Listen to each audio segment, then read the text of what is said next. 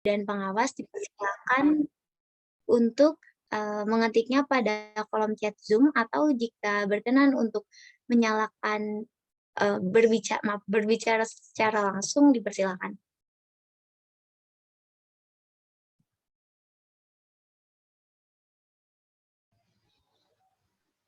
Oke, Bu Eda bisa di-unmute, Bu Eda.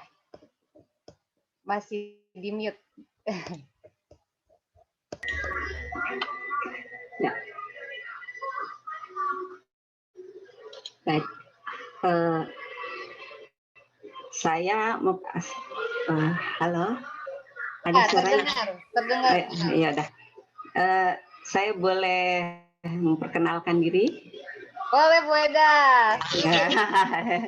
Ya udah. Assalamualaikum warahmatullahi wabarakatuh. Waalaikumsalam warahmatullahi wabarakatuh. Yang terhormat Ibu Desi ya, itu kalau saya sih waktu kuliah itu anak saya ya. Alhamdulillah sekarang sudah istilahnya jadi dosen. Dan salam sejahtera untuk kita semua.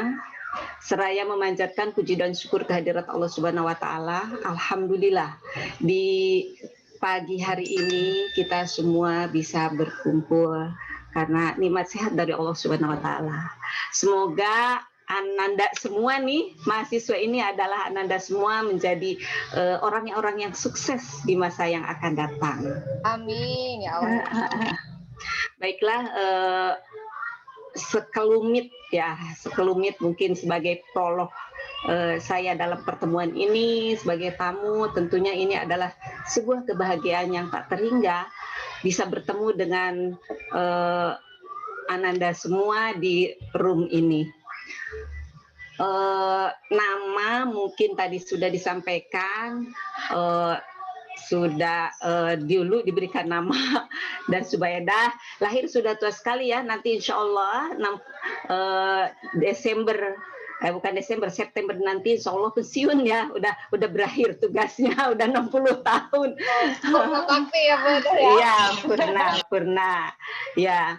Ya tadi seperti dikatakan bahwa dulu ingin masuk kuliah IKIP itu susah ya, dulu namanya Pritis 4 ya, kita tes di Senayan, alhamdulillah diterima. Dan alhamdulillah pada tahun 2019 ya Bu Desi ya, kita masuk di UNJ ya, bersama-sama.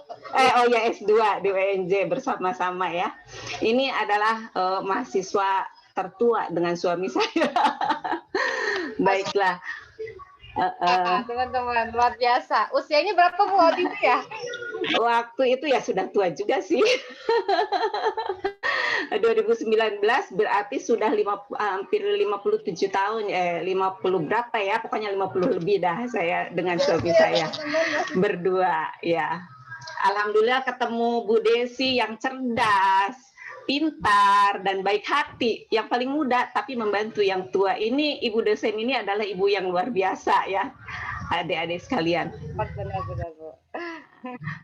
Baik, riwayat pekerjaan dulu lulus tahun berarti bulan Juni 1979 dan diangkat menjadi guru tahun itu juga di bulan Desembernya. Gitu. Jadi diangkat jadi guru di Pandeglang. Nah, karena ada tes, merasa ingin kuliah pada tahun 81 ikut tes dan alhamdulillah diterima di IKIP Jakarta saat itu, dan pindah ke Bekasi statusnya guru titipan. Nah, itu segitunya ya, karena ingin kuliah.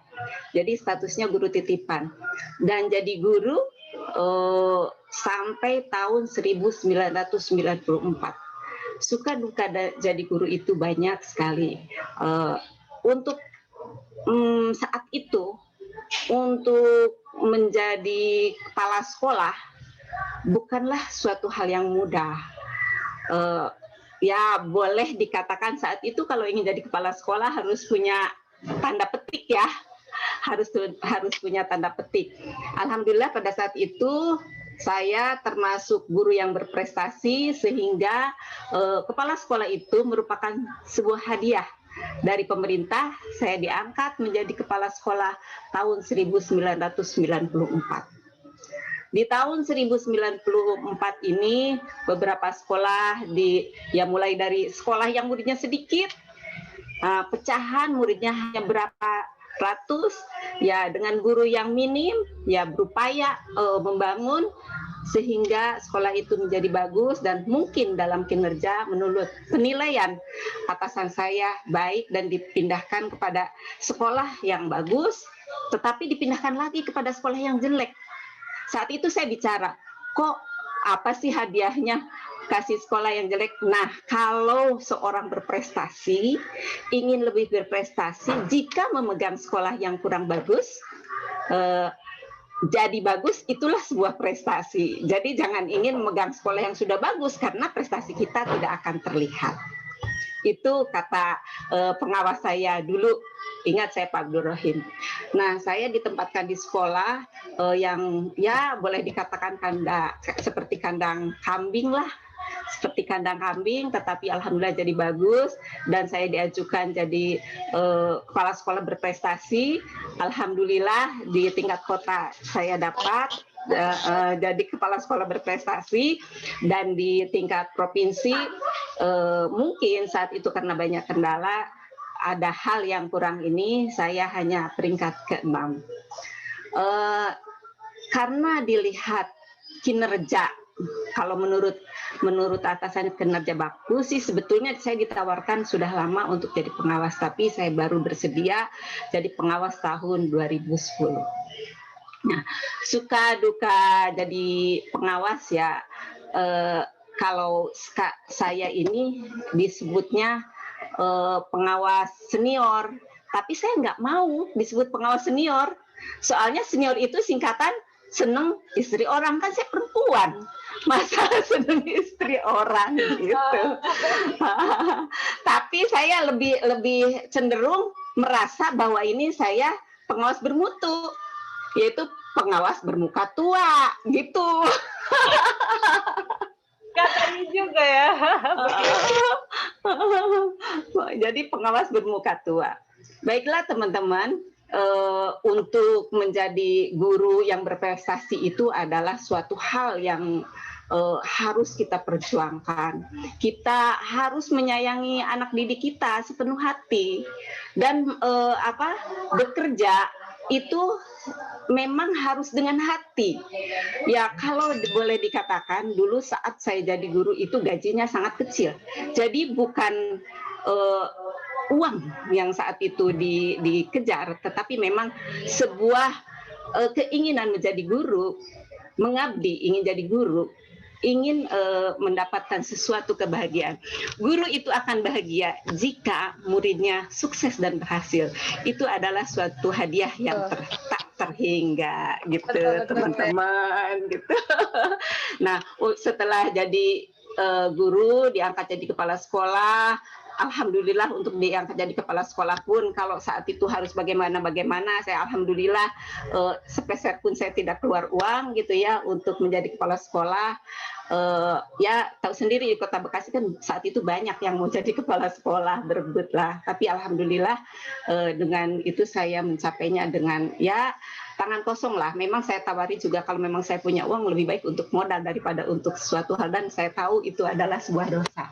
Baiklah teman-teman, nah untuk sudah jadi kepala sekolah saya berupaya semaksimal mungkin membuat program lalu melaksanakan, membimbing, mengarahkan Bapak Ibu guru agar mereka di sekolah itu menjadi sebuah tim kerja yang baik untuk keberhasilan sebuah sekolah. Jadi kita jadi apapun harus dengan hati. Jadi guru harus dengan hati, jadi kepala sekolah juga dengan hati. Jangan ada pikiran yang lain gitu ya. Artinya kalau segala sesuatu sudah ikut dengan hati insya Allah. Dan insya Allah jadi pengawas pun alhamdulillah saya berupaya semaksimal mungkin untuk yang terbaik, ingin memberikan ilmu yang terbaik. Apa yang saya lakukan ini sampai saat ini ya mungkin 3 bulan lagi insya Allah tugas saya berakhir. Mungkin itu saja, hanya segenap pengantar sekilas ya, ini pengawas bermutu, pengawas bermuka tua ya. Pengawas bermuka tua itu menyampaikan terima kasih. Itu saja sebagai pengantarnya.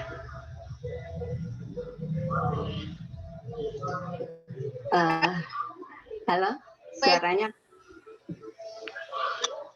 Sah?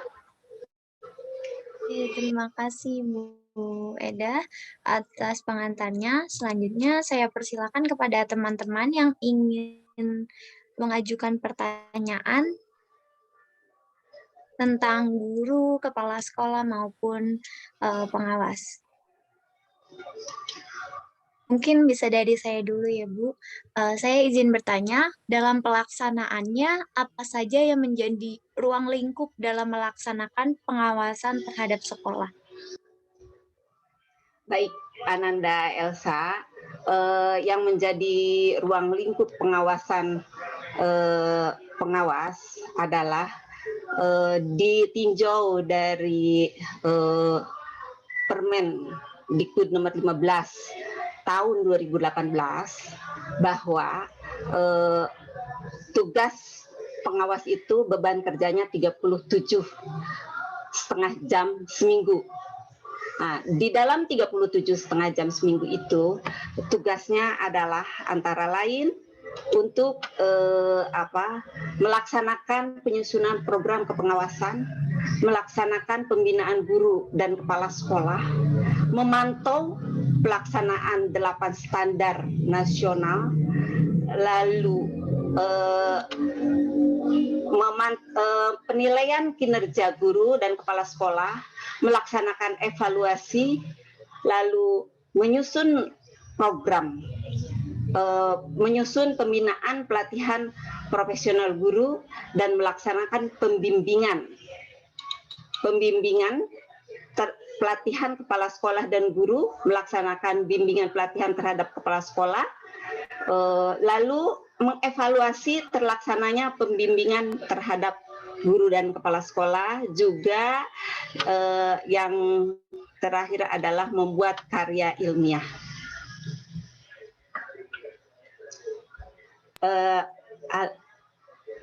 Nah, baiklah teman-teman, bahwa sebagai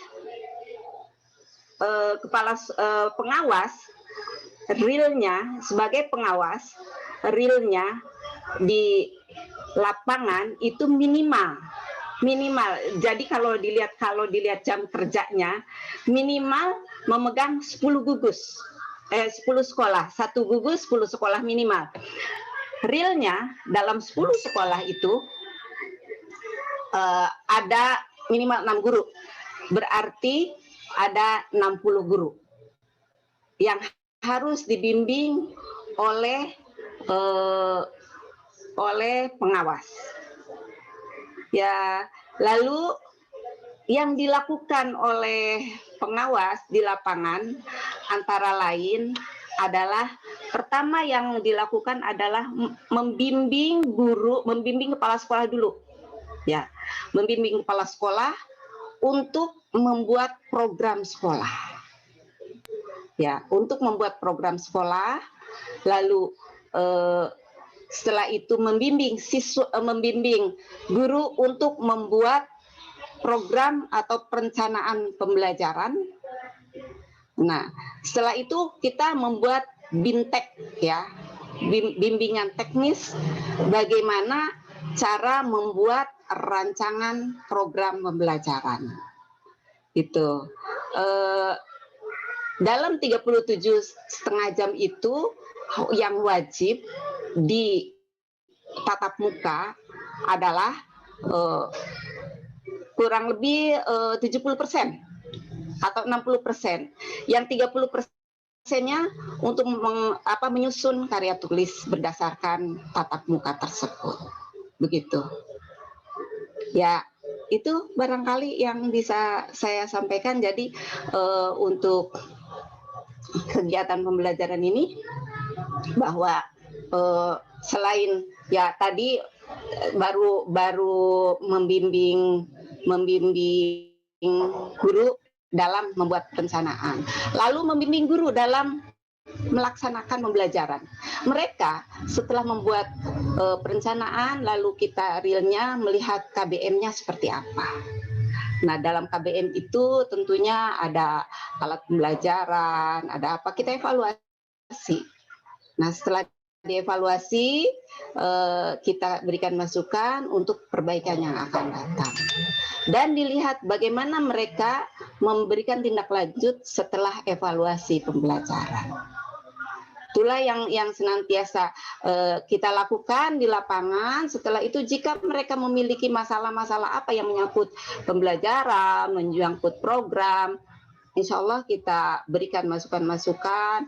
Kalau secara keseluruhan mungkin kita dalam sebuah forum rapat atau mungkin pembimbingan secara individual gitu ya kita lakukan. Kalau memang setelah melihat KBM secara face to face, biasanya satu persatu kita berikan bimbingan di mana kekurangan mereka, apa yang harus mereka lakukan, apa yang harus diperbaiki. Untuk kepala sekolah tentunya secara keseluruhan dari mulai program, dari mulai bagaimana mereka programnya banyak. Program sekolah itu dari mulai membuat kurikulum, ya kurikulum di sekolah tersebut merencanakan di awal tahun, lalu menyesuaikan dengan RAKS, lalu menyesuaikan dengan waktu, segala macam itu kita bimbing. Lalu apa yang telah kita bimbing itu kita evaluasi bagaimana hasilnya. Ya mungkin itu yang bisa saya sampaikan. Ya kalau memang ada yang ditanyakan lagi, monggo silahkan ditanyakan. Ya, terima kasih Bu Eda. Tadi teman-teman RKAS itu rencana kegiatan dan anggaran sekolah. Jadi setiap ya. Ya. Ya. Boleh silakan teman-teman yang lain bertanya.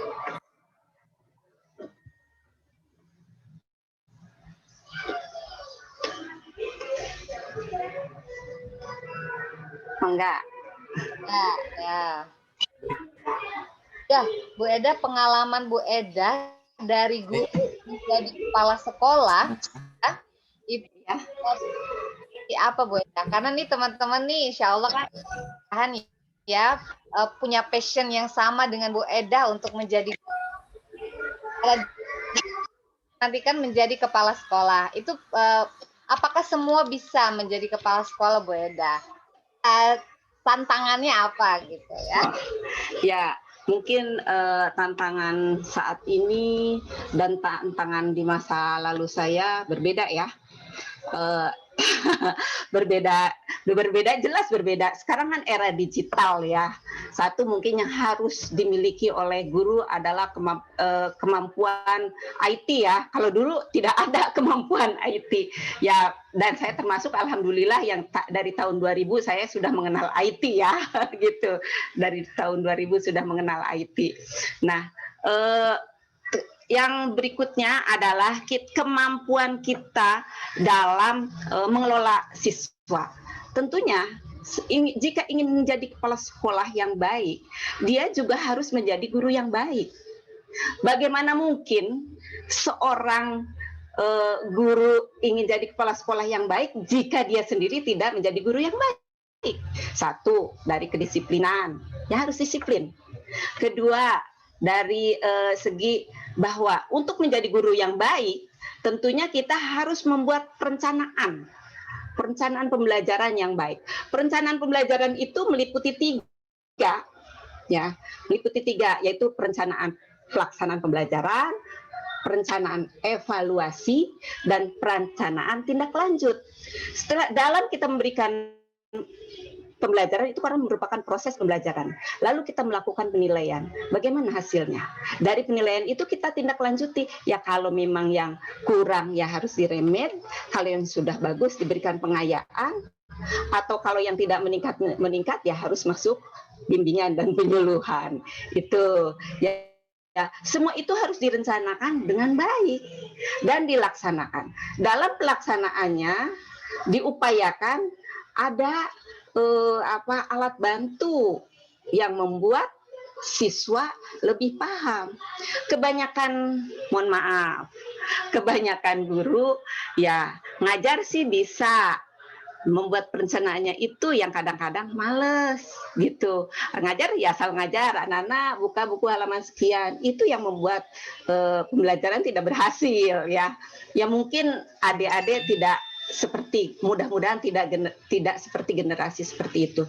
Jadi semua harus direncanakan, dibuat pembelajaran yang menarik, apalagi sekarang tantangannya adalah bahwa pembelajaran itu harus mewujudkan keterampilan 4C, keterampilan abad 21, yaitu 4C, yaitu berpikir kreatif, ya, berpikir kritis dan problem solving, berkomunikasi dan berkolaborasi, yang biasa kita sebut 4C kalau bahasa Inggrisnya sih, creative thinking, critical and problem solving, lalu communication dan collaboration. Itu yang di abad 21 itu harus. Nah, pembelajaran seperti itu tidak mudah, harus memiliki perencanaan yang bagus, harus memiliki latar belakang ilmu yang memadai untuk membawa siswa ke sana. Karena untuk dapat membentuk 4C itu, guru harus menerapkan pembelajaran HOTS, ya, high order thinking skill. Pembelajaran HOTS ini tentunya ada tahapan-tahapan yang harus dilalui oleh Bapak dan Ibu guru. Kalau sekarang itu ada kompetensi dasar, ya. Nah, itu di kompetensi dasar itu harus dijabarkan dulu kompetensi intinya apa, kompetensi penunjangnya apa, dan kompetensi pengembangannya apa. Baru kita bisa menciptakan pembelajaran HOTS, ya itu. Itulah banyak hal yang harus dikerjakan oleh guru apabila ingin berhasil. Jika sudah demikian, selain pembelajaran pun secara sosial, Bapak dan Ibu guru tugasnya bukan hanya mengajar, tetapi membimbing siswa. Siswa itu kan tidak sama. Mungkin ada yang mudah menangkap, ada yang sedang, dan ada yang sulit. Nah, yang sulit itulah tugas guru untuk membuat mereka memiliki keterampilan yang sama. Jadi apalagi di era pandemi ini bukan lagi target kurikulum yang diminta, ke depan ada AKM, ya, asesmen kompetensi minimal, ya, asesmen kompetensi minimal. Jadi nanti akan ada asesmen nasional. Asesmen ini saya lihat adalah kemampuan siswa dalam menerapkan kompetensi yang dimiliki dalam kehidupannya sehari-hari. Jika guru hanya memberikan teori saja, itu mereka tidak akan mampu memiliki kemampuan, ya mungkin ya asesmennya mungkin rendah kali ya nanti pada saat ini kan, karena yang dituntut sekarang itu adalah kemampuan dasar yang bisa diterapkan dalam kehidupannya sehari-hari. Dan mungkin walaupun di SD life skill harus ada. Jadi ya kan bukan hanya sekolah saja, mereka pun akan terjun di masyarakat gitu ya. Itu harus diberikan kemampuan-kemampuan mereka, kemampuan bergaul, bermacam-macam. Itu guru yang berperan di dalam memberikan itu, ya. Jadi selain pembelajaran, teori pun harus dikaitkan dengan kehidupan sehari-hari. Itu memang betul guru hanya sebentar di sekolah, mungkin hanya 24 jam mungkin, tetapi yang lainnya guru itu harus membuat perencanaan bagaimana supaya pembelajaran yang diselenggarakan oleh guru akan menarik dan bisa membuat siswa memiliki keterampilan yang 4C tersebut. Mungkin itu saja dulu. Barangkali Mangga kalau memang mau bertanya lagi.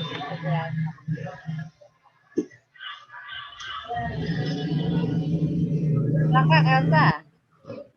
Ya, terima kasih Bu Eda. Selanjutnya untuk yang ingin bertanya dipersilakan. Halo, cek, apa suara saya terdengar? Terdengar. Ya, silakan terdengar. Ya, Ibu, selamat pagi. Sebelumnya perkenalkan, nama saya Ferdinand Hieronymus dari Pendidikan Bahasa Mandarin UNJ 2019. Saya mohon izin bertanya terkait uh, ketika misalnya kita di satu sekolah, terus kita menemukan ada pelanggaran-pelanggaran gitu Bu. Maksudnya Ya. sekolah ini tidak mengemban tanggung jawabnya dengan baik gitu. Nah, ini kita sebagai guru yang bekerja di situ atau misalnya sebagai staff seperti itu atau mungkin sebagai murid uh, kiranya menemukan hal ini gitu dan pengawas mungkin kelewatan kayak mungkin tidak melihat karena masalahnya disembunyikan seperti itu. Nah, kemana ketika hal seperti ini terjadi, kita sebagai orang yang tahu itu melapor seperti itu. Baik, terima kasih pertanyaan yang sangat baik, Ferdinand ya. Maaf kalau salah nyebut gitu ya. Kalau memang terjadi pelanggaran atau sesuatu hal yang tidak sesuai dengan, katakanlah tidak sesuai dengan peraturan, tidak sesuai dengan norma yang ada pada sekolah tersebut, siapapun atau guru atau siapa boleh untuk sebagai tahap awal menghubungi pengawas, diceritakan apa yang terjadi di sekolah tersebut. Nah, nanti pengawas akan datang ke sekolah untuk ya katakanlah melihat apa yang dikatakan, yang disampaikan itu benar atau tidak, cross check dulu apakah yang disampaikan oleh teman-teman masalah pelanggaran itu benar atau tidak. Nanti mungkin dengan metode tersendiri menyelidiki atau menanyakan kepada personil yang lain atau menanyakan kepada murid yang lain tentang kebenaran pelanggaran tersebut. Dan kalau memang ada pelanggaran tersebut, jika pelanggaran itu masih bisa diatasi oleh pengawas, tentunya akan diatasi. Dan kepala sekolah atau guru yang melakukan pelanggaran tersebut akan kita ajak bicara secara baik-baik dan akan kita pantau bagaimana pelaksanaan atau setelah kita tegur, setelah kita setelah kita bimbing bahwa hal tersebut tidak baik dan akan kita pantau. Pemantauan ini mungkin akan kita cek kepada ke murid atau orang tua murid atau kepada kalau memang kepala sekolah yang melakukan pelanggaran kepada staf atau guru yang berada di sekolah tersebut gitu. Mungkin gini, karena pelanggarannya tidak disebutkan jadi saya tidak bisa merinci apa sih yang akan dilakukan, apa yang harus dilakukan secara real gitu. Karena memang masalahnya pun tidak real, jadi hanya itu yang bisa saya sampaikan. Terima kasih. Baik Ibu, terima kasih atas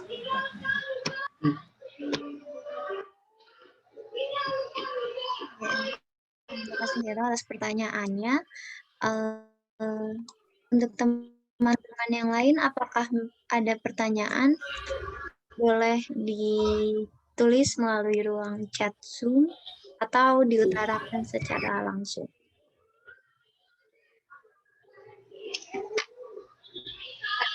Yang lain. Bingung kali Bu Desi mau nanya apa gitu ya.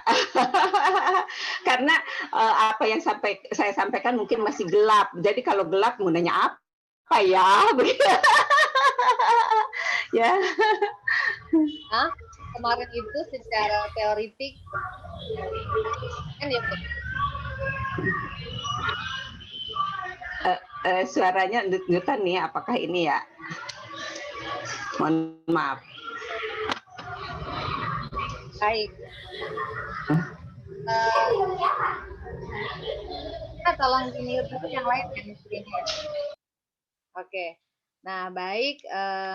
Jadi begini Bu Eda, kemarin itu kita membahas di Permen, khususnya Permendiknas nomor 12 tahun 2007 ya tentang pengawas sekolah, bahwa di sana dikatakan yang bisa menjadi pengawas sekolah itu PNS dengan golongan minimal 3C gitu ya. Nah, tetapi wilayah binaannya meliputi swasta juga gitu. Nah, yang ditanyakan ke mereka, yang ditanyakan mahasiswa itu kemarin adalah proses rekrutmen kepala sekolah, pengawas sekolah gitu ya Bu, sehingga nanti ketika ada pergantian jabatan kepala sekolah, misalnya ada yang meninggal, itu kan yang memang tidak diprediksi gitu ya Bu Eda ya, itu seperti apa penempatan pergantian posisinya gitu, karena beberapa pengalaman di adik-adik mahasiswa waktu itu sempat ada kekosongan jabatan kepala sekolah gitu Bu Eda. Mungkin bisa ditambahkan Bu Eda.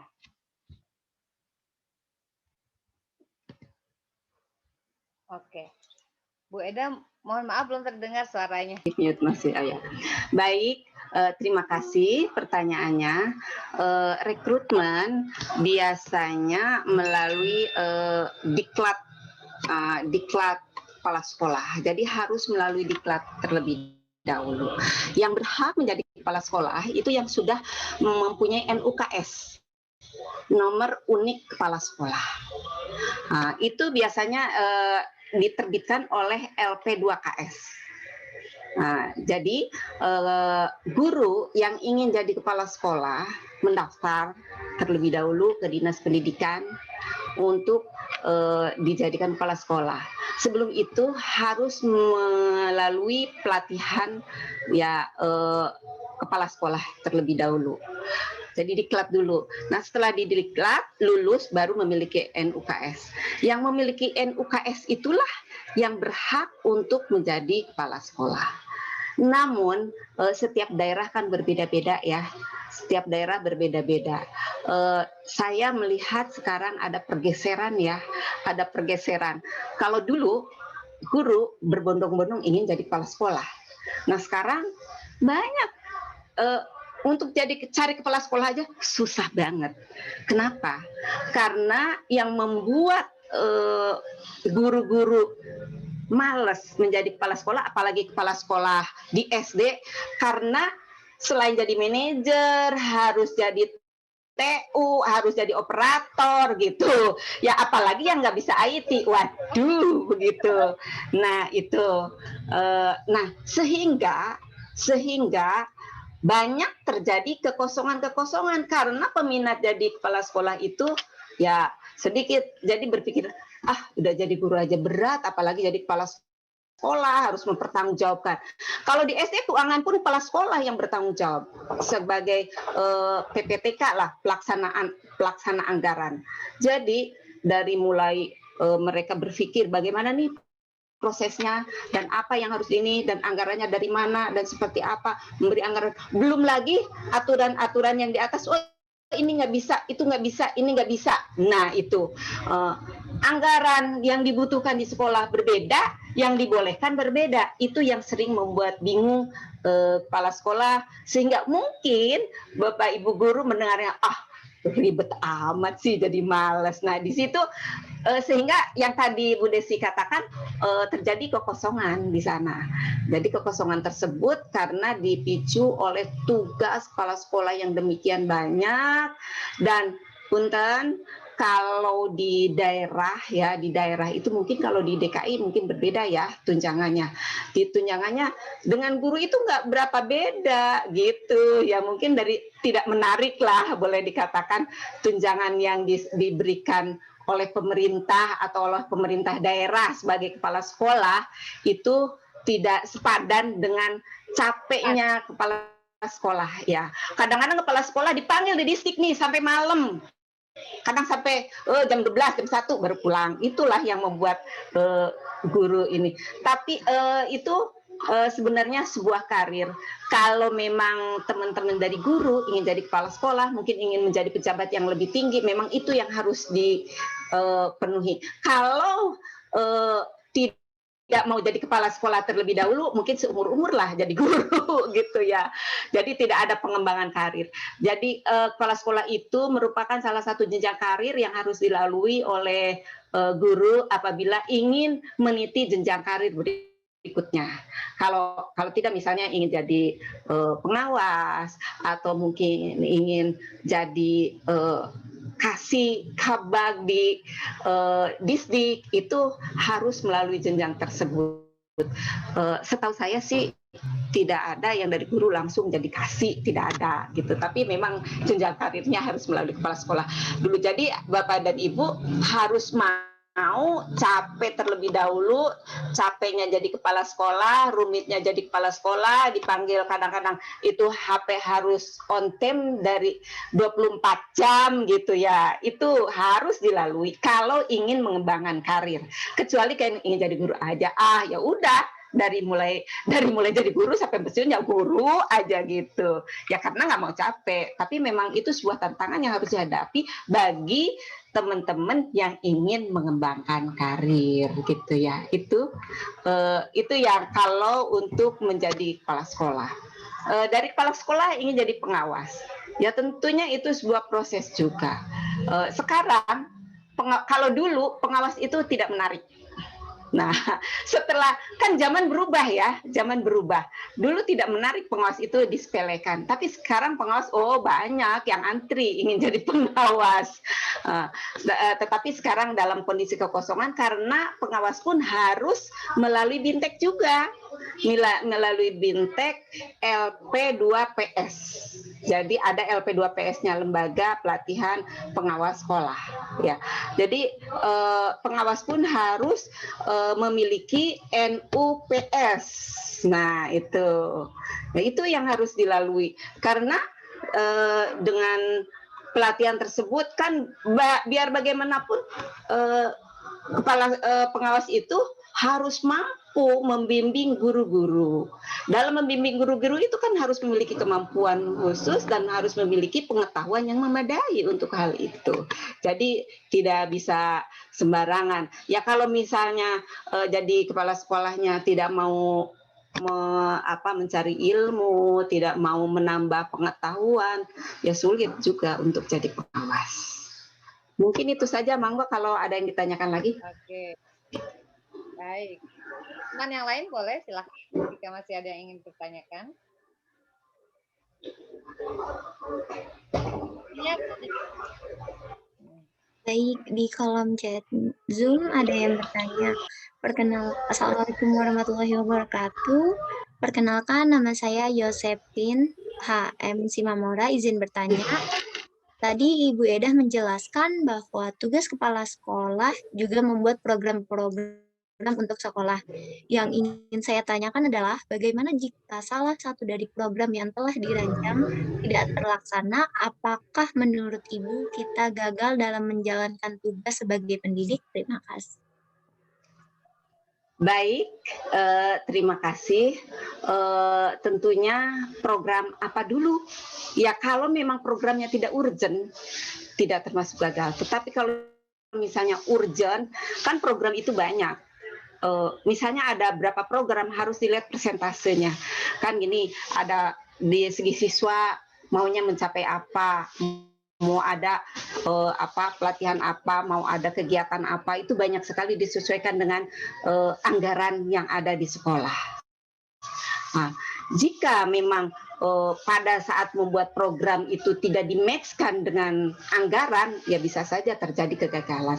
Jadi dalam membuat program ini pun harus disesuaikan dengan anggaran yang didapat. Bisa nggak dianggarkan untuk program tersebut? Jadi memang pertama yang harus dilakukan oleh kepala sekolah itulah EDS ya, evaluasi diri sekolah. Evaluasi diri sekolah itu melihat program-program apa sih yang sudah dilaksanakan. Program-program apa yang kemarin sudah direncanakan tidak terlaksana. Lalu harus dicari kenapa ini tidak terlaksana. Apakah dari segi finansialnya yang tidak memadai, ataukah dari segi tenaga pendidiknya yang tidak mensupport gitu ya. Itu dievaluasi. Itu kita jadi tidak dikatakan gagal, hanya kalau memang salah satu itu bisa dievaluasi dan diperbaiki di tahun berikutnya.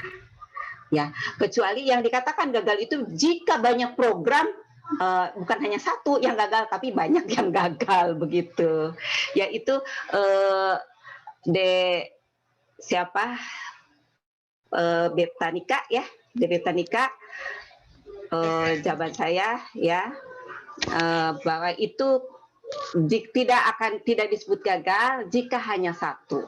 Tetapi kalau memang banyak, oke, mungkin disebut gagal. Ya. Oh, tadi pertanyaan tadi bukan dari Betanika ya, dari yang lain. salah. Tadi dari Josephine. Oh, Josephine, iya, saya baca ini di depan jadi. yang berikutnya dari Betanika ya. Seorang kepala sekolah mempunyai jam mengajar yang wajib di sekolah. Kalau ada apa alasannya jika untuk sekarang kepala sekolah tidak ada jam mengajar sebagai manajer full. Tidak ada kewajiban jam mengajar 6 jam. Sudah hilang. Itu kan sudah diganti dengan Permen 15 2018 ini bahwa kepala sekolah tidak memiliki kewajiban mengajar. Gitu. Jadi mereka full sudah sebagai manajer yang membimbing guru, mengevaluasi, pokoknya membuat program, perencanaan, melaksanakan program, lalu mengevaluasi program yang ada di sekolah tersebut. Kalau dilihat memang sangat berat kalaupun kemarin ada tugas seperti itu tidak terlaksana karena memang tugas kepala sekolah banyak sekali. Jadi dengan tidak terlaksana yang lama itu harus ada kewajiban mengajar 6 jam dihilangkan karena setelah dievaluasi ya tidak bisa terlaksana. Gitu. Itu alasannya seperti itu. Jadi sekarang tidak ada lagi kewajiban mengajar ya, Betanika. Tapi Bu Eda, jadi ekuivalen ya Bu Eda ya? Iya, ekuivalen ya. Dengan 37,5 jam ini. Betul. Jadi kepala sekolah itu stay di sekolah dan melaksanakan keluar untuk kegiatan yang menyangkut kepentingan sekolah. Mungkin dia mencari relasi atau kerjasama dengan Dudi gitu ya, atau mencari karena kan mungkin dari bos tidak memadai, ya kita carilah kerjasama dengan luar atau kerjasama mungkin akan mencari narasumber yang gratis gitu ya, misalnya itu kewajiban kewajiban kepala sekolah untuk mencarinya. Nah, dalam pekerjaan itu sudah termasuk bahwa 37,5 jam. Gitu. Oke. Betul. Menyambung ini Bu Eda, Ya. Kan bahwa kepala sekolah itu masa tugasnya itu sekarang sudah diperpanjang ya Bu Eda ya. Kalau sebelumnya 2 periode maksimal, Iya. yang baru itu bisa sampai 3 periode ya Bu Eda. Ini usah. Ya. Mohon maaf suaranya tidak lengkap. Oh iya. Diulang pertanyaannya. Terkait tugas kepala sekolah yang saat ini bisa mencapai 3 periode Bu Eda. Apa di lapangan? Ya, gini, untuk sekarang itu sebenarnya sudah 3 periode pun karena sulit mencari kepala sekolah ya diperpanjang juga dengan istilahnya uji kompetensi kepala sekolah, UKKS. Ada uji kompetensi kepala sekolah. Jadi setelah mereka 2 tahun atau 3 tahun itu karena kalau memang tidak ada kepala sekolah lagi ada uji kompetensi kepala sekolah. Apakah kepala sekolah itu masih layak gitu? Periode maksudnya ya Bu? Ya? Maksudnya 2 periode. Iya, 2 periode. Nah, 8 tahun ya? 8 tahun. Nah, bisa ditambah lagi 4 tahun dengan cara uji kompetensi kepala sekolah. Jika di dalam uji kompetensi kepala sekolah itu mereka masih layak, ya bisa jadi kepala sekolah kembali, tetapi syaratnya kalau dalam aturan ya, syaratnya kalau memang ini sekolahnya bagus, dipindahkan kepada sekolah yang kurang bagus supaya sekolahnya menjadi bagus gitu. Bukan dikasih ada dari sekolah yang bagus ke yang lebih bagus lagi, bukan. Setelah lulus uji kompetensi kepala sekolah UKKS itu. Nah, kalau untuk yang sekarang sih sepertinya periodisasi nggak sulit ya karena memang jadi kepala sekolahnya juga yang peminat jadi kepala sekolah sekolahnya juga tidak ada, daripada kosong ya Pemda ya udah biarkan aja dia jadi kepala sekolah begitu. Ya, baik. Bu Eda. Ya. Silakan Elsa, lanjut. Oke, baik. Ada pertanyaan lagi di kolom chat, Bu. Selamat Ya. pagi, Ibu. Saya Santa dari Prodi Pendidikan Bahasa Mandarin ingin bertanya, program apa yang saat itu Ibu gunakan sebagai kepala sekolah guna memajukan sekolah? Baiklah, dalam memajukan, ini saya ya saat itu. Jadi apa sih yang saya lakukan untuk memajukan sekolah? Jika jadi ada beberapa hal, kita lihat dari fisik dulu. Kalau memang fisik bangunan itu kurang bagus, lah kita berupaya untuk memperbaiki sarana dan prasarana dulu ya. Karena tampilan utama sebuah sekolah itu bagus atau tidaknya, itu mungkin di tampilan gedungnya, kebersihannya, keasriannya. Itu yang kita utamakan. Ya, sebuah tempat itu kan akan nyaman jika bersih, indah, nyaman. Nah, itu ya kalau misalnya saya pertama pindah seperti kandang kambing ini pakai apa ya, terus sudah sampahnya di mana-mana, ya bagaimana masyarakatmu tertarik untuk menyekolahkan. Lalu selain dari tampilan tersebut, programnya antara lain yang utama adalah program kurikulum intinya harus dipenuhi. Jadi kurikulum yang wajib dari pemerintah kita penuhi dengan baik supaya nanti outputnya juga sesuai. Jadi kalau pada saat diterima di jenjang yang berikutnya ya alhamdulillah bagus gitu. Nah, selain itu mungkin ada program-program tambahan yang merupakan life skill bagi anak-anak. Saya pada saat itu memberikan keterampilan tambahan kepada siswa yang muda. Saat itu memberikan keterampilan berbicara. Kata saya jurusan bahasa Indonesia, keterampilan berbicara. Keterampilan berbicara ini dipupuk karena jujur anak-anak kadang-kadang sulit untuk berbicara. Saya diwajibkan kepada seluruh siswa untuk bergantian menjadi pembawa acara pada saat di kelas. Nah, menjadi pembawa, ya termasuk adik-adik ini juga belajar kan menjadi pembawa acara, gitu ya. Diwajibkan dari mulai mungkin dari dengan yang sederhana. Kalau kelas 1 teksnya kita berikan, kalau kelas 1 yang belum bisa membaca ya tertentu dulu, nanti lama-lama ingin ya kita puji. Nah, terutama di kelas yang sudah tinggi kita setiap anak-anak kalian harus menjadi pembawa acara, di setiap masuk itu anak-anak menjadi pembawa acara. Jadi seperti begitu datang guru dia seperti pembawa acara. Teman-teman, hari ini adalah hari Kamis, tanggal sekian, dan mata pelajaran ini, bahwa marilah kita mulai pembelajaran ini, dan Ibu Guru sudah hadir nanti, dan silakan sekarang, misalnya ini ya yang akan bacakan doa siapa, ini gitu ya. Terus maka silahkan. Pelajaran pertama teman-teman adalah IPS. Ayo kita ikuti pembelajaran IPS nanti ya, itu apalagi. Jadi setiap jeda itu tugas seorang siswa membuat berbicara sebagai pembawa acara di kelas tersebut. Dan hasilnya alhamdulillah pada pentas seni itu banyak sekali siswa-siswa yang bisa membawakan acara. Dan di saat itu dan banyak, mohon maaf ya, jadi anak-anak itu dari sekolah yang saat itu saya tanamkan itu banyak yang jadi entertain gitu ya, walaupun nggak terkenal gitu. Itu ya, program tidak usah besar, yang penting tercapai. Itu barangkali salah satu program yang saya lakukan saat itu.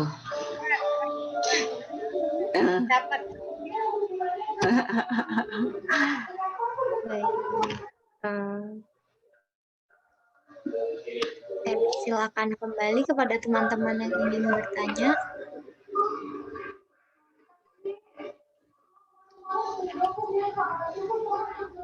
Ya, mungkin sebagai tambahan nih, barangkali kalau ada teman-teman nanti sudah jadi kepala kepala sekolah. Tidak harus yang tinggi-tinggi lah sebuah program, tetapi artinya bisa diterapkan kepada seluruh anak dan bisa menjadi bekal hidup mereka. Walaupun itu sedikit, tetapi mereka bisa bermanfaat di masyarakat gitu. Jadi ya program bagus, tapi tidak mendukung, tidak terlaksanakan ini juga. Yang paling bagus adalah kita program bisa dilaksanakan kalau bisa mengembangkan potensi yang ada. Jadi kita melihat dulu potensinya apa sih? Kalau memang potensi di sekolah itu adalah banyaknya kerajinan, ya di daerah kerajinan, mungkin kita harus membuka kerajinan. Kalau di daerahnya sekarang kan bisnis ya online, ya ajari mereka untuk membuat bisnis online seperti apa. Secara kecil-kecilan, saya yakin itu merupakan sebuah program yang bagus. Gitu. Ya itu saja Desanta. Ya, lokal wisdomnya digali ya Bu Eda. Ya betul. Gitu. Ya, ini di layar ini teman-teman mahasiswa menampilkan terkait. Iya. Nah, di sini kan minimal 37,5. Tapi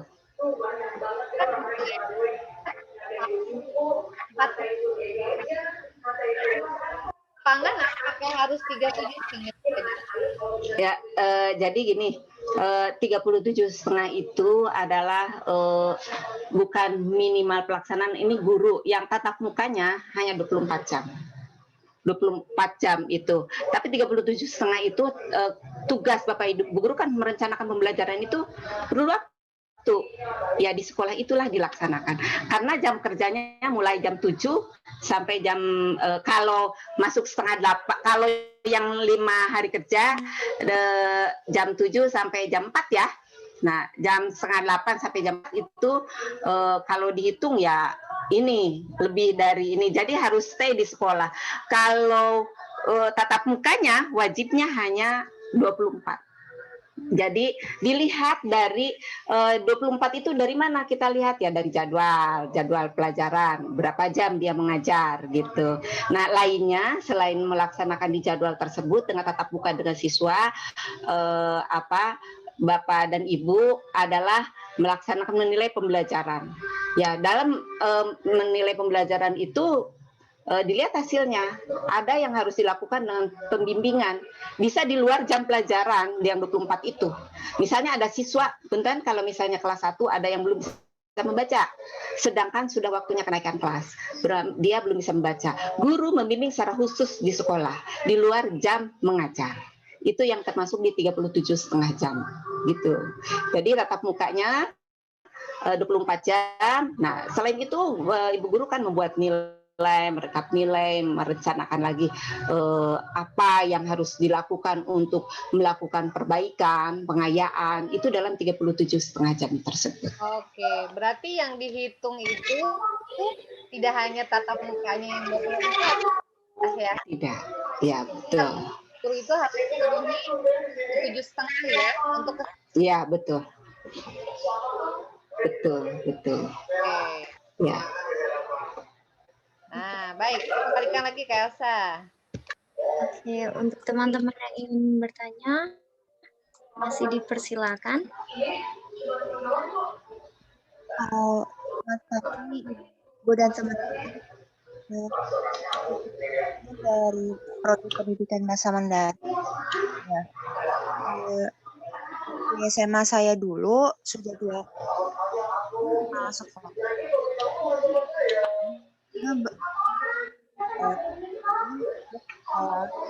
Maaf, suaranya ini tidak itu tidak terdengar baik gitu.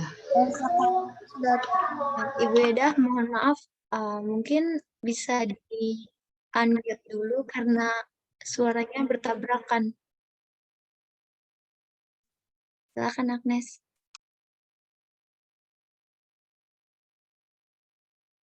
Tes, halo. Langsung. Sudah terdengar dengan jelas belum ya? Jelas. Saya ulangi pertanyaannya ya, Ibu. Di SMA saya dulu sudah 2 kali terjadi pergantian kepala sekolah dan sebelumnya bekerja di sekolah lain. Apakah memang harus seperti itu? Bukannya kepala sekolah lebih baik dipilih dari pegawai yang telah ada di sekolah ya, Bu? Karena, kayak seperti mereka tuh lebih mengetahui keadaan sekolah gitu, Bu. Terima kasih. Baik, jadi kepala sekolah itu tidak harus dari sekolah tersebut. Tidak harus dari sekolah tersebut. Bisa dari justru kalau dari sekolah itu kadang sikap sikap teman-temannya itu kurang mendukung. Justru kalau begitu itu harus mulai harus lebih baik dari sekolah lain. Jadi sehingga dia memiliki wibawa di sekolah tersebut. Kalau biasanya datang dari teman-temannya sendiri itu kurang wibawa. Nah, tetapi kalau di swasta memang biasanya dari guru-guru yang ada. Kalau untuk di negeri kebanyakan biasanya dari sekolah lain pindah ke sekolah yang baru. Begitu diangkat jadi kepala sekolah menjadi sekolah yang baru. Tetapi untuk di swasta ya memang dari guru tersebut dan berganti terus. Biasanya kalau di swasta pergantian kepala sekolah itu adalah suatu hal yang biasa menurut penilaian. Tidak melibatkan dinas biasanya, tapi hanya kebijakan yayasan. Tetapi sekarang yayasan tidak bisa sembarangan mengganti kepala sekolah karena harus semua kepala sekolah baik swasta maupun negeri harus memiliki NUPTK. Ya, jika kepala sekolah tersebut tidak memiliki NUPTK di swasta, dia tidak, kalau menerima BOS tidak bisa tanda tangan ijazah, tidak bisa ngambil BOS, jadi tidak bisa. Jadi intinya kebijakan terbaru yang sekarang, kepala sekolah di swasta pun harus memiliki NUPTK. Betul, kalau di swasta dari sekolah tersebut lalu menjadi kepala sekolah. Tapi untuk di negeri kebanyakan ya, tapi ada juga yang diangkat di sekolah itu, tapi ini untuk menjaga wibawa. Karena yang namanya baru itu biasanya ya banyak hal yang kekurangan, namanya baru menjadi kepala sekolah, belum pengalaman, banyak hal yang ini ya itu sudah kebijakan dinas menyimpan kepala sekolah di sekolah tertentu yang sesuai dengan karakter. Nah, ini cocok loh kalau kepala sekolah ini disimpan di sekolah ini karena karakter lingkungan budayanya begini nih, gitu. Jadi itu sudah sebuah kebijakan dinas pendidikan menempatkan kepala sekolah yang baru di sekolah tersebut. Begitu. Setahu saya seperti itu. Berarti kalau di sekolah negeri itu yang menjadi kepala sekolah tidak harus dari gurunya ya? Tidak harus jadi dari gurunya. Jadi yang menjadi kepala sekolah itu bisa datang dari sekolah yang lain. Gitu. Jarang terjadi guru di situ diangkat di sekolah tersebut. Jarang terjadi. Pada umumnya jika diangkat pasti pindah ke sekolah lain kalau di negeri. Jika di sekolah swasta, Bu, apakah bisa kepala sekolahnya itu dari yang sama kayak negeri gitu, Bu, kepala sekolahnya dari sekolah lain? Ya, kalau memang yayasannya itu kebijakan yayasan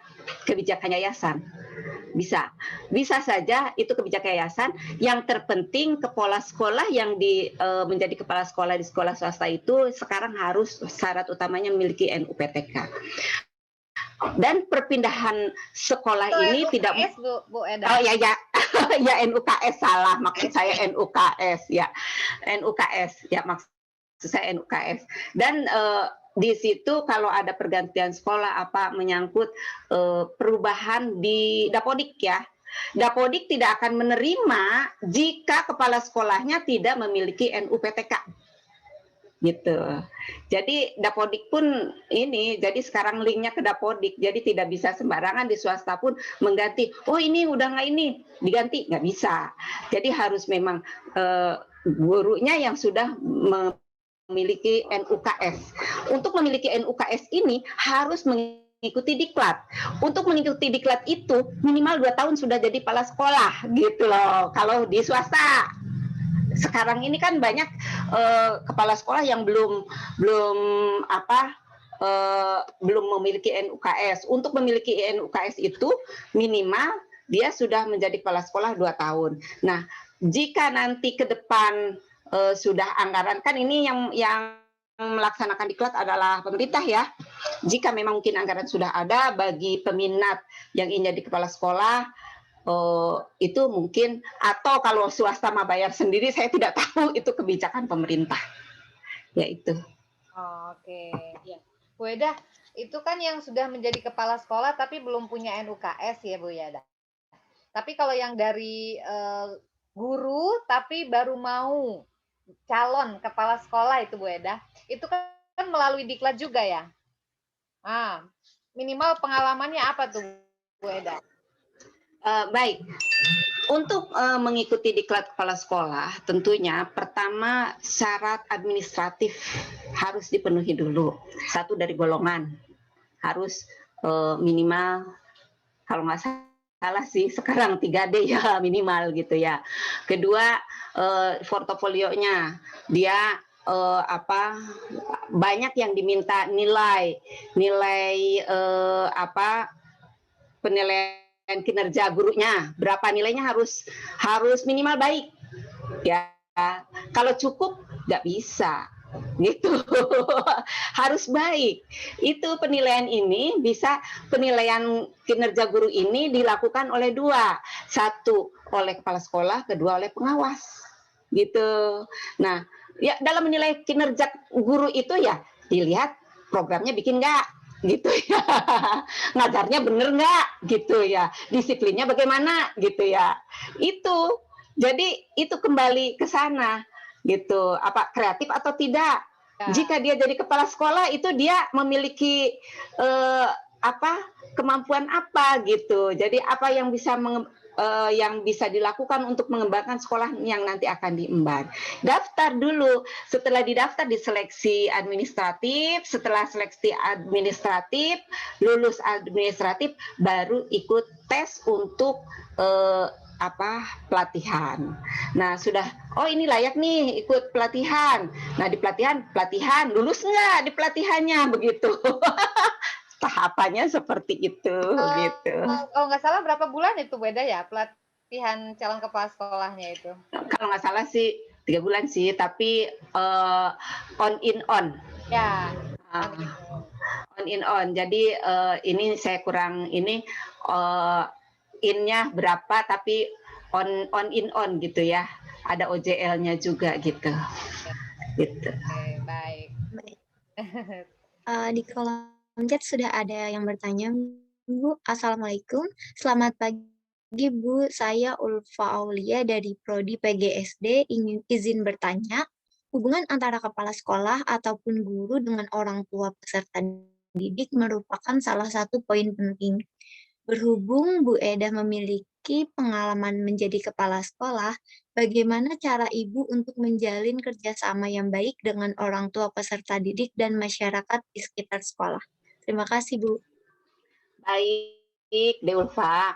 Pengalaman saya untuk menjalin kerjasama yang baik dengan masyarakat, tentunya salah satu kita pada saat datang ke sekolah tersebut sebagai kepala sekolah, kita sowan kepada orang-orang yang dianggap istilahnya yang berpengaruh di lingkungan tersebut.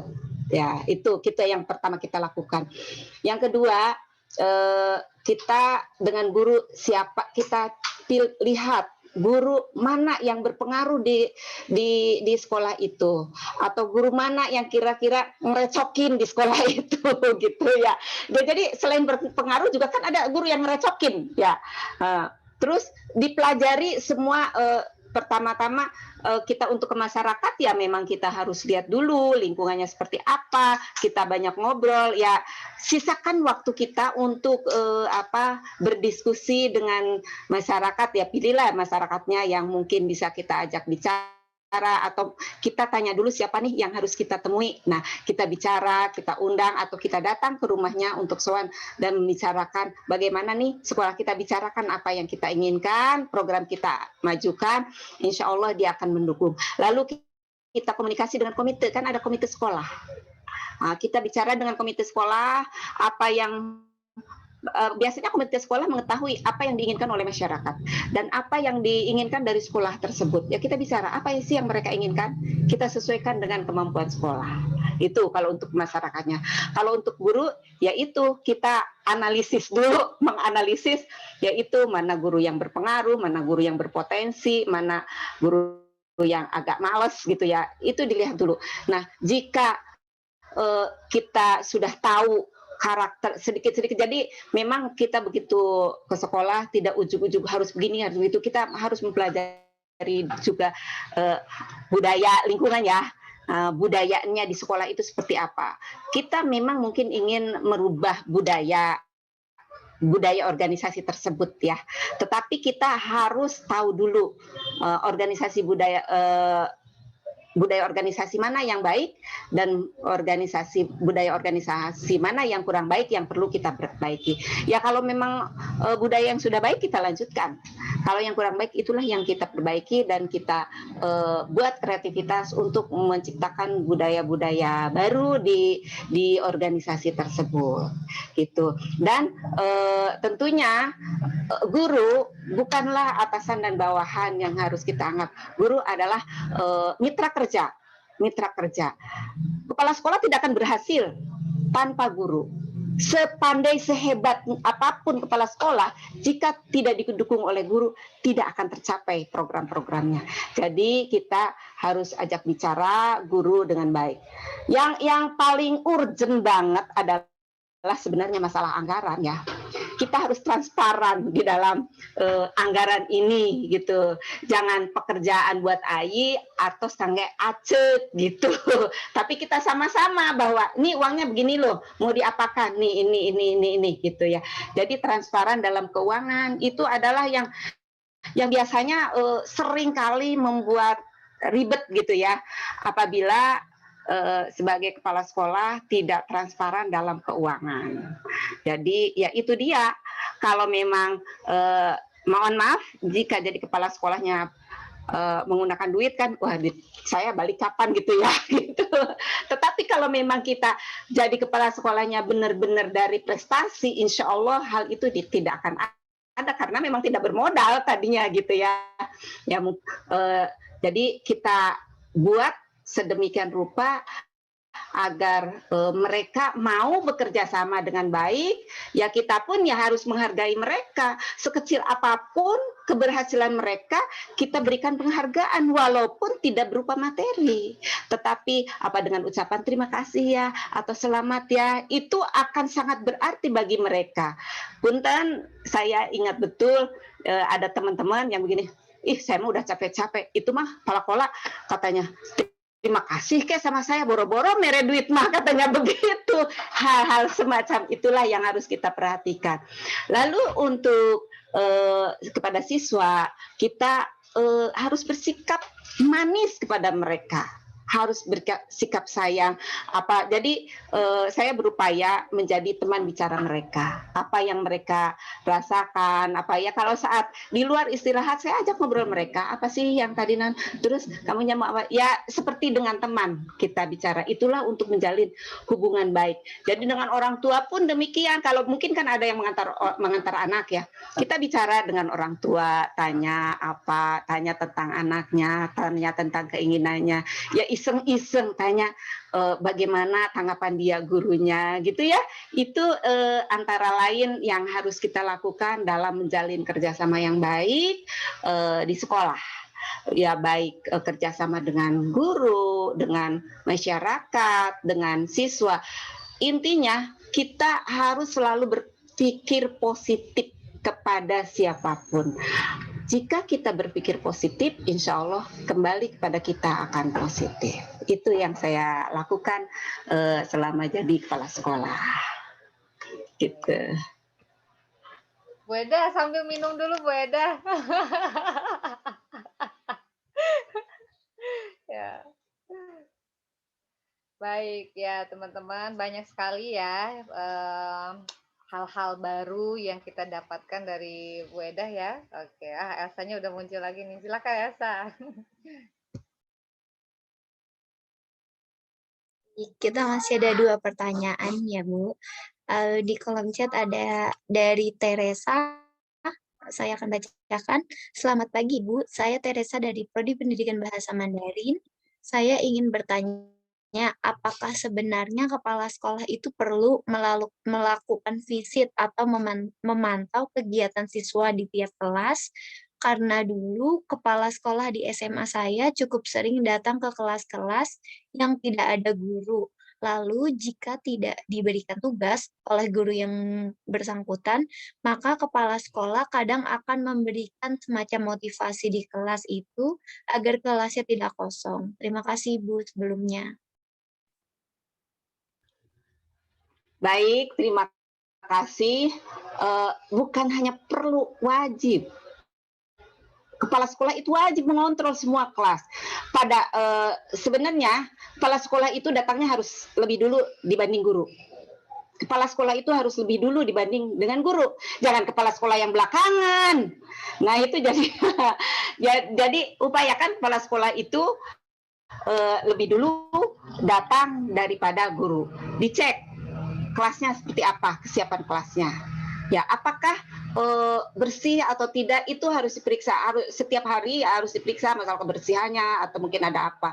Setelah belajar, dicek kelas mana saja sih yang belum ada gurunya.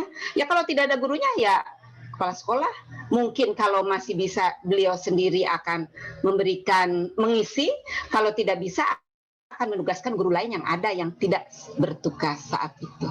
Itu wajib, bukannya harus. Wajib. Apakah boleh atau itu memang wajib. Sebagai kepala sekolah itu tugasnya itu. Setiap hari mengontrol kesiapan, mengontrol siswa, mengontrol guru. Itu kepala sekolah makanya sebagai manajer itu harus selalu ya semua dikontrol. Jadi harus peduli terhadap lingkungan, peduli terhadap siswa, barangkali ada siswanya yang bagaimana, kepala sekolah harus tahu. Itu. Ya. Siapa? Di Elsa ya tadi yang bertanya. Dari Teresa, Bu. Oh ya Teresa ya, Elsa mah ini. Oke. Ya, De Teresa itu wajib ya. Memang itu pekerjaan pekerjaan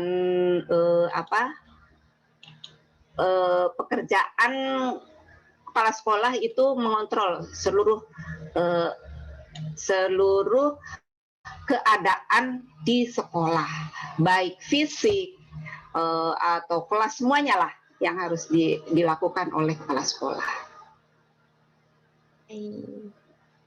Makanya pantesan, Bu, kepala sekolah di sekolah saya juga sering tuh datang pagi-pagi banget. Ya, wajib. Memang yang benar itu yang pertama datang itu kepala sekolah. Nah, saya melihat di sekolah yang bagus gitu ya, kepala sekolah sudah datang lebih dulu, lalu guru. Jadi sebelum siswa datang, guru harus sudah datang. Guru menyambut siswa. Guru menyambut siswa di gerbang. Itu memang harusnya seperti itu. Bukan anak-anak yang udah kemana-mana, belum ada guru, belum ada pala-kola. Wah, itu mas sekolah. Ya itu memang seperti itu. Yang terbaik itu, tapi ya memang sesekali mungkin terlambat kalau memang ada hal-hal yang jadi karena kepala sekolah sering datang duluan ya guru juga kan jangan-jangan nanti ibu kepala udah nggak enak nih kedatangan duluan begitu, jadi memberikan efek psikis ya memberikan contoh, memberikan efek psikis kepada guru-guru gitu. Oke, ada pertanyaan lagi nih Bu, tapi sepertinya dia ingin mengutarakannya secara langsung. Oke, silakan Jasmine. Baik, terima kasih Elsa. Selamat siang kepada Ibu Eda dan Ibu Desi. Selamat siang kepada teman-teman juga. Nama saya Jasmine Widya Susilo dari Prodi Pendidikan Bahasa Mandarin. Saya ingin bertanya, jika saat kegiatan pembelajaran, guru menyampaikan konsep yang salah dari mata pelajaran yang diampu, apa yang harus dilakukan oleh pengawas sekolah? Apakah pengawas langsung menindaklanjut untuk menyampaikan kesalahan konsep yang disampaikan guru atau bagaimana?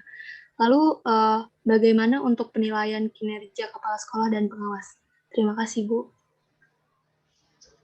Baik, kesalahan konsep yang disampaikan oleh guru, kalau memang kan pengawas tidak selalu berada di sekolah. Nah, jika menyampaikan kesalahan penyampaian konsep itu pada saat itu tidak ada, ya mungkin tidak terkontrol, kecuali ada yang ngasih tahu ya, ada yang lapor ya. Nah, kecuali kalau pada saat dia menyampaikan materi, kebetulan pengawas sedang menilai atau memantau dan berada di kelas tersebut dan penyampaian konsepnya salah. Nah, tentunya sebagai pengawas harus bijaksana. Tidak boleh menegur pada saat menyampaikan konsep tersebut. Nah, mungkin diajak bicara, ini harusnya begini, ininya begini, salah, tidak itu. Jadi nanti ke depan si guru yang tadinya salah menyampaikan konsep harus meralat penyampaiannya gitu. Nah, supaya meluruskan konsepnya gitu.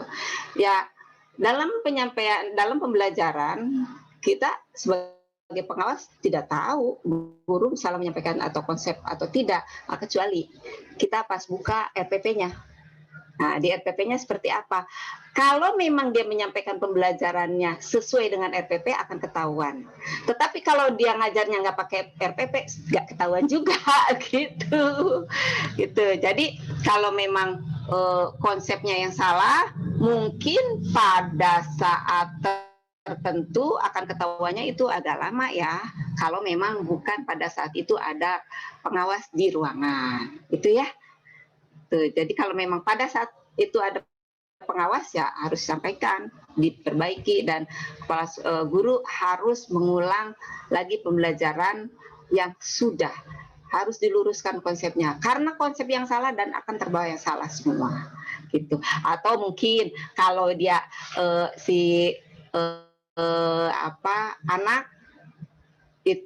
anak guru tahu wah ini salah, ya harus melapor gitu, memberitahu ya mungkin kepada kepala sekolah dulu ya. Kalau memang kepala sekolah nggak bisa ya ke pengawas, baru pengawas nanti akan terjun memperbaiki kekurangan atau kesalahan tersebut. Itu Elsa lagi yang kelihatan Elsa terus ya, lupa, maklum udah tua ya. Jasmine ya, Ananda Jasmine ya. Dan yang kedua dari Jasmine belum dijawab Ibu tentang bagaimana penilaian kinerja kepala sekolah dan pengawas.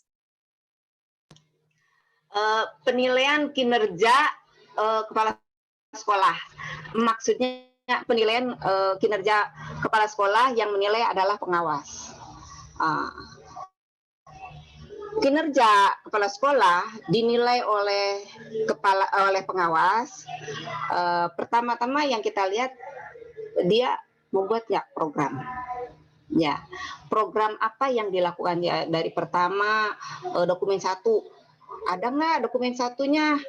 Dan di dokumen 1 itu kan ada kalender, ada kurikulumnya, ada program-program apa yang akan dilakukan, ya kurikulum lah, KTSP ya, kurikulum tingkat satuan pendidikan, itu dokumen 1.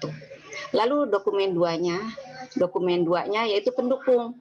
Nah, si kepala sekolah itu ngontrol nggak bahwa guru itu membuat dokumen 2 yaitu rangkaian program. rangkaian programnya ada nggak di sekolah tersebut untuk pembelajaran. Nah, setelah itu di program-program tersebut, nah ada program selain membuat dokumen satu harus membuat program tahunan. Nah, program yang harus dibuat oleh kepala sekolah itu adalah mulai dari program tahunan, program jangka menengah, dan program jangka panjang. Program jangka menengah adalah program 4 tahun, jangka panjang adalah 8 tahun. Nah, biasanya untuk membuat program tahunan, program jangka menengah, program jangka panjang itu, ya awalnya itu dari EDS itu evaluasi diri sekolah, ya. Nah, 4 tahun ke depan ini saya membuat apa? Di tahun pertama apa? Lalu dievaluasi. Di tahun kedua, mana-mana yang sudah terlaksana itu. Nah, selain program, ada catatan kegiatan, catatan pelaksanaan. Apakah program tersebut terlaksana atau tidak? Nah, kalau memang terlaksana, ya poinnya bagus. Nah, setelah itu, lalu kegiatan-kegiatan apa yang dilakukan oleh kepala sekolah untuk pengembangan sekolah? Apakah kepala sekolah melakukan supervisi? Tidak. Ada program supervisinya, gitu ya. Jadi kalau memang ada semua dokumen-dokumen berawal pengawas itu melihat berawal dari dokumen, lalu kita observasi terhadap lingkungan, lalu kita lakukan wawancara dengan guru. Nah, benar nggak nih apa yang ini? Jadi tidak hanya dokumen yang kita lihat, tetapi kita pun wawancara, dan kita pun wawancara dengan siswa. Bener nggak sih yang diprogramkan, yang tertulis di dalam program itu ada nggak gitu, siapa aja yang kalau misalnya ya kita cek semuanya. Nah, jika semua program semuanya sudah bagus, ya insya Allah sih nilainya minimal baik ya. Tetapi kalau ya asal-asalan cukup. Kalau udah cukup, nah penilaian kinerja kepala sekolah cukup, itu tidak bisa jadi harus turun. Nanti pada saat ada penurunan dari ini, itulah yang nilainya cukup, itulah yang lebih dulu diturunkan jadi guru gitu. Itu pengawas. Itulah yang dilakukan oleh pengawas. Tetapi untuk penilaian kinerja pengawas, ya selama ini ya saya sebagai pengawas, ya kalau mau dinilai paling kalau ikut pengawas berprestasi baru dinilai gitu. Siapa yang menilai? Ya paling dia kita dinilainya oleh ini dari mengisi sikerja. Nilainya ada di sikerja itu capaian SKP, itu penilaiannya di situ aja. Di sikerja ada capaian kerja di situ. Nah, itu penilaiannya di sana ada kalau persentasenya apa.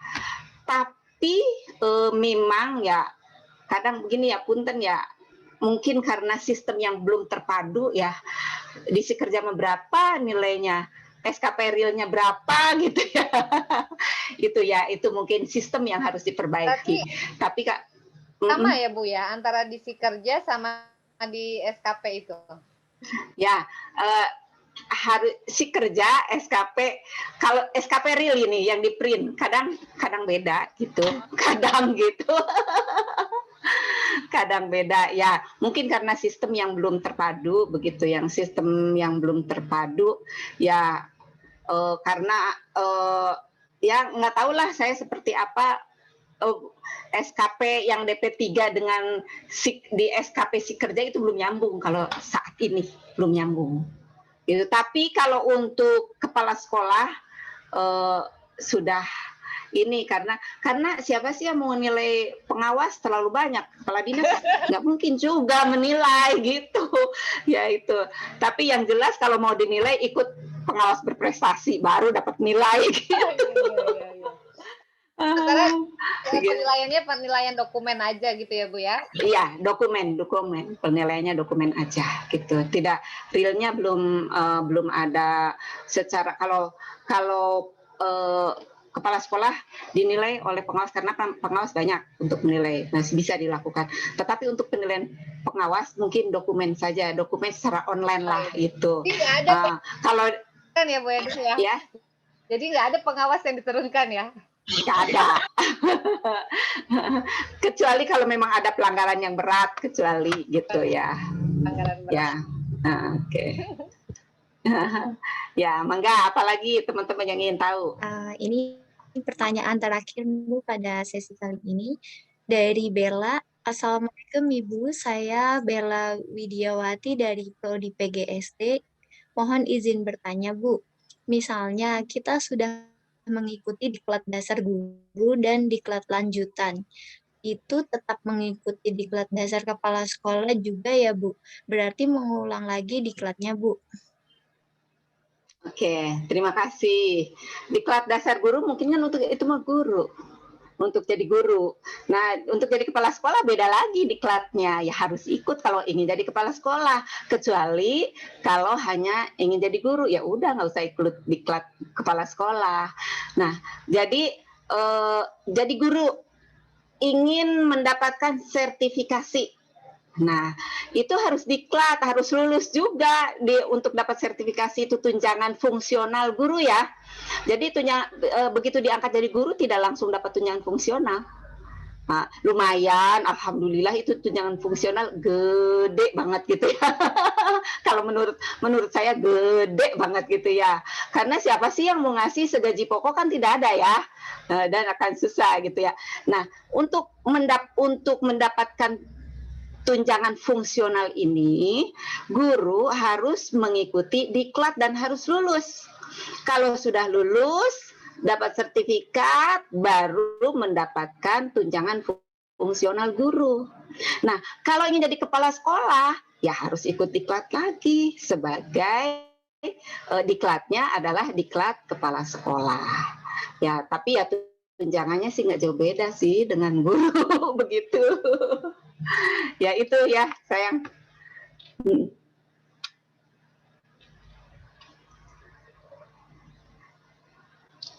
Mangga apa ya? Oke, baik. Demikian sesi diskusi pada kuliah gabungan mata kuliah Profesi Pendidikan dan Tenaga Kependidikan hari ini.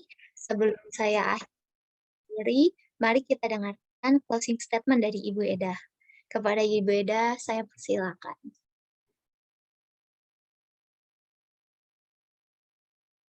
Masih ke mute Bu Eda, mohon maaf. Baik, terima kasih Ananda semua, terima kasih perhatiannya, terutama nih ke Bu Desi, terima kasih undangannya sehingga saya bisa berjumpa dengan anak-anak, Ananda semua bisa berbagi ya. Intinya yang paling inti adalah kita kalau ingin jadi guru, jadilah guru dengan hati. Ya, kalau ingin jadi kepala sekolah, jadilah kepala sekolah dengan hati. Kalau ingin jadi pengawas, jadilah pengawas yang dengan hati.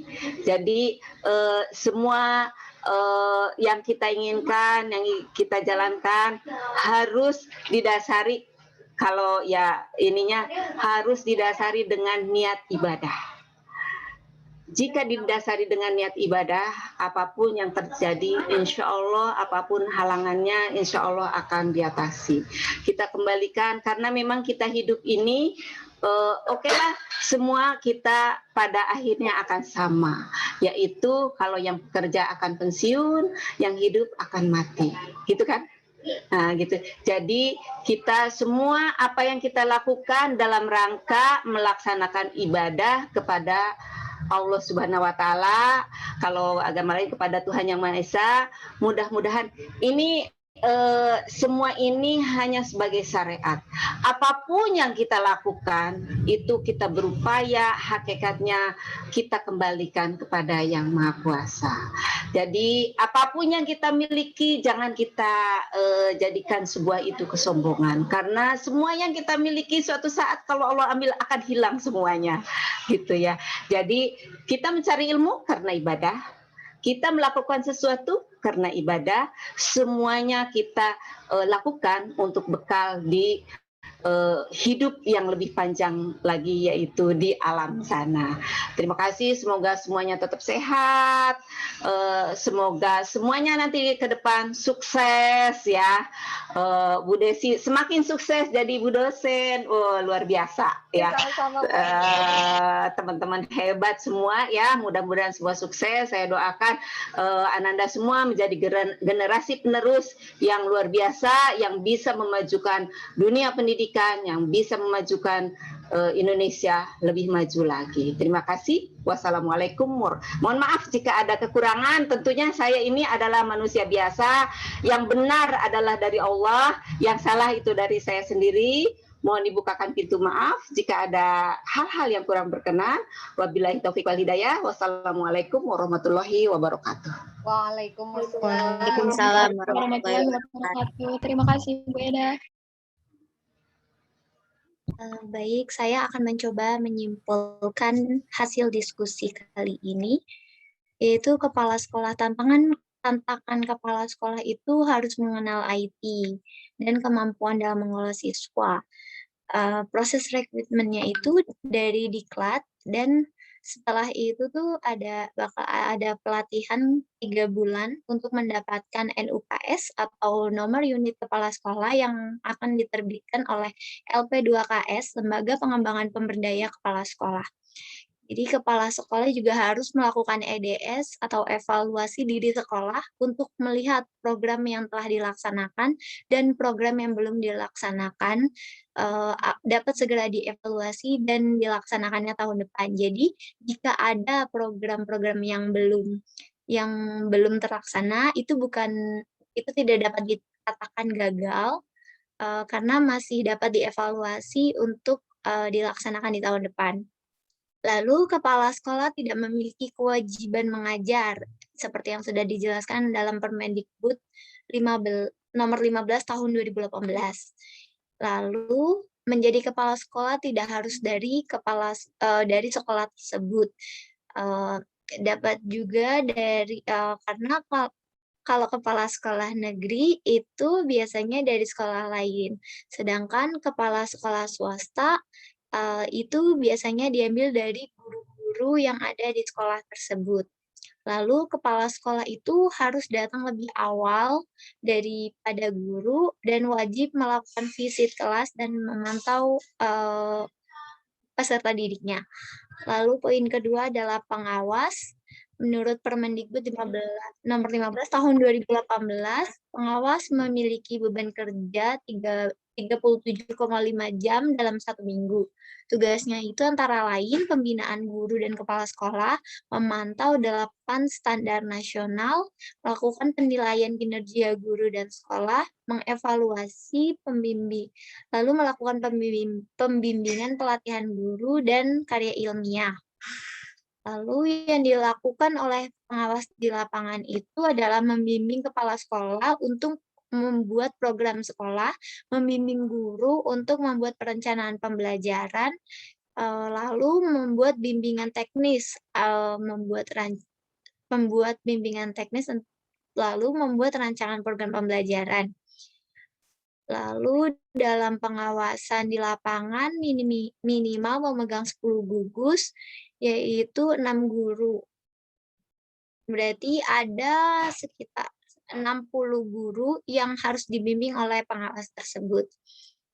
Lalu sebagai kepala sekolah juga harus ramah kepada orang-orang yang berpengaruh dengan di lingkungan tersebut. Jadi kepala sekolah harus menyisihkan waktunya untuk mengajak masyarakat sekitar sekolah itu berbincang-bincang tentang program yang akan dilaksanakan oleh sekolah tersebut. Lalu mengkomunikasikan juga dengan komite sekolah, dan yang terakhir adalah mengenali karakteristik guru di sekolah tersebut. Saya mengucapkan terima kasih kepada pemateri kita, yaitu Ibu Eda Subaida MPD, yang telah berpartisipasi dalam kuliah gabungan mata kuliah profesi pendidik dan tenaga pendidikan. Akhir kata, saya selaku moderator pamit undur diri. Wassalamualaikum warahmatullahi wabarakatuh. Waalaikumsalam warahmatullahi wabarakatuh. Punten, tadi bukan 10 gugus, 10 sekolah. Maaf ya. 10 sekolah. Kalau satu gugus 10 sekolah, ya itu. Ya. Oke. Baik. Terima kasih. Saya kembalikan kepada MC. Terima kasih.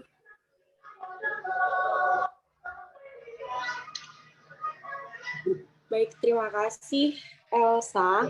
Selanjutnya adalah penyerahan piagam penghargaan kepada Ibu Edah Subaidah, MPD oleh Ibu Desi Rahmawati, MPD. Dipersilakan Ibu. Oke, baik. Terima kasih banyak Bu Edah. Masya Allah, tadi closing statement-nya luar biasa Bu Edah. Nah, saya coba parafrase nih Bu Edah nih. Setiap yang hidup akan mati, maka lakukan segalanya dengan sepenuh hati. Untuk bekal kita di alam nanti, semoga Allah merahmati. Insya Allah. Nah, itu kalau itu tadi pesannya Bu Edah, saya coba buat dalam bentuk lain ya. Baik Bu Edah, terima kasih banyak atas waktu yang diberikan kepada kami untuk memberikan wawasan, tambahan pengetahuan, juga pengalaman dan motivasi yang sangat bermanfaat tentunya untuk bekal kami gitu ya Bu Edah ya. Mohon izin ini memberikan sertifikat. Ini harusnya sertifikatnya yang sudah ditandatangani ada Nisrina ya, sertifikat yang sudah ditandatangani. Ada Bu, maaf ya Bu. Baik. Untuk mengakhiri, Bu Eda, izinkan saya memberikan pantun. Jalan-jalan ke Ragunan, berangkatnya naik delman. Terima kasih kami ucapkan. Terima kasih banyak ya Bu Eda, kami ucapkan atas sharing ilmu yang sudah Bu Eda berikan. Makan ketupat di hari Lebaran. Kalau ada salah dan hilaf, mohon dimaafkan. Sama-sama, terima kasih. Alhamdulillah sudah berjumpa dengan teman-teman semua. Ini mudah-mudahan ada keberkahan di dalam pertemuan ini. Amin. Terima kasih, makasih. Kangen saya terhadap Bu Desi ini terobati juga nih setelah pertemuan ini ya. Emang kangen udah lama banget ya ketemu ya gitu. Terima kasih banyak. Alhamdulillah di dunia maya ini kita bertemu. Terima kasih. Salam untuk adik-adik semua ya. Sudah meninggalkan dulu ya Bu ya, karena kita. Ya. Oke. Makan ya.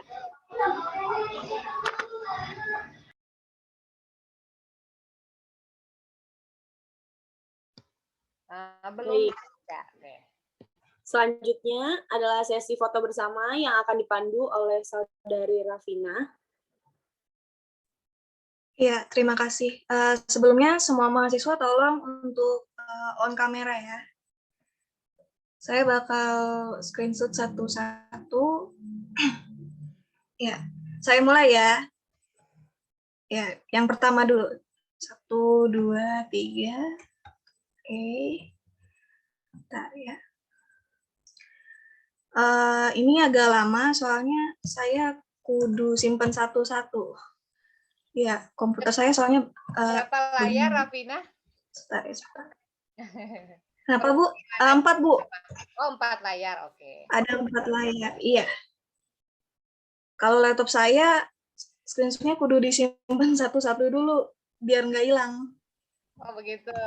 Iya, jadi maaf ya Bu kalau agak lama. Itu juga ya, sama yang lain. Oke. Oke, ini yang kedua. Ya, 1, 2, 3. Nah, saya save dulu.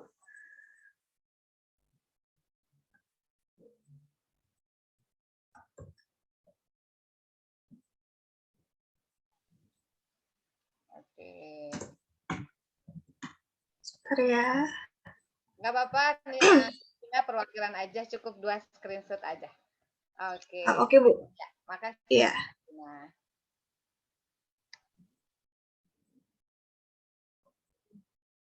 Iya, sesi foto sudah selesai. Baik, terima kasih Rafina. Alhamdulillahirabbil alamin, kuliah gabungan mata kuliah profesi pendidik dan tenaga pendidikan telah selesai dilaksanakan. Saya Anastasia mengucapkan terima kasih atas perhatiannya. Mohon maaf jika ada kata yang kurang berkenan. Wassalamualaikum warahmatullahi wabarakatuh. Waalaikumsalam. Waalaikumsalam. Warahmatullahi wabarakatuh. Terima kasih Bu Eda, terima kasih. Makasih sama-sama. Semuanya makasih. Ya, Mangga. Ya. Ya. Nah, ya izin live ya. Assalamualaikum warahmatullahi wabarakatuh. Waalaikumsalam warahmatullahi wabarakatuh. Terima Iya. kasih, Bu. Ya, sama-sama semuanya.